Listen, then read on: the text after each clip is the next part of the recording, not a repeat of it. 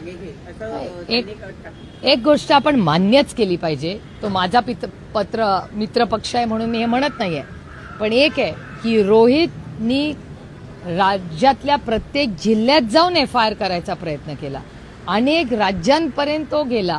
त्याला काँग्रेसच्या सरकारनीच रोहितला साथ दिली आणि अजितदादाच्या दुर्दैवी मृत्यूनंतर कोणीही FIR करायला तयार नव्हतं.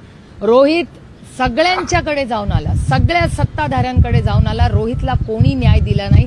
रोहित पवारांना न्याय, अजित पवारांना न्याय हा काँग्रेस पक्षाने दिला. जेव्हा कर्नाटक सरकारने, जिथे काँग्रेसची सत्ता आहे, त्यांनी FIR केला.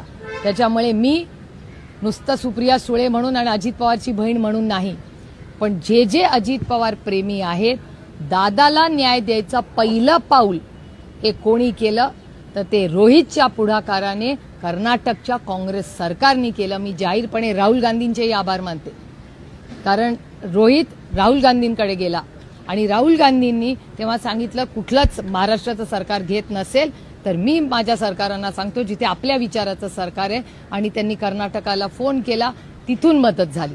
त्याच्यामुळे कर्नाटक सरकार, राहुल गांधी आणि काँग्रेस पक्ष आणि रोहित पवार या सगळ्यांनी एकत्र काम करून दादाला पहिला न्याय कोणी दिला तर तो ह्या सगळ्या टीमनी केला. हे आपल्याला मान्यच करावं लागेल. थँक्यू. थँक्यू.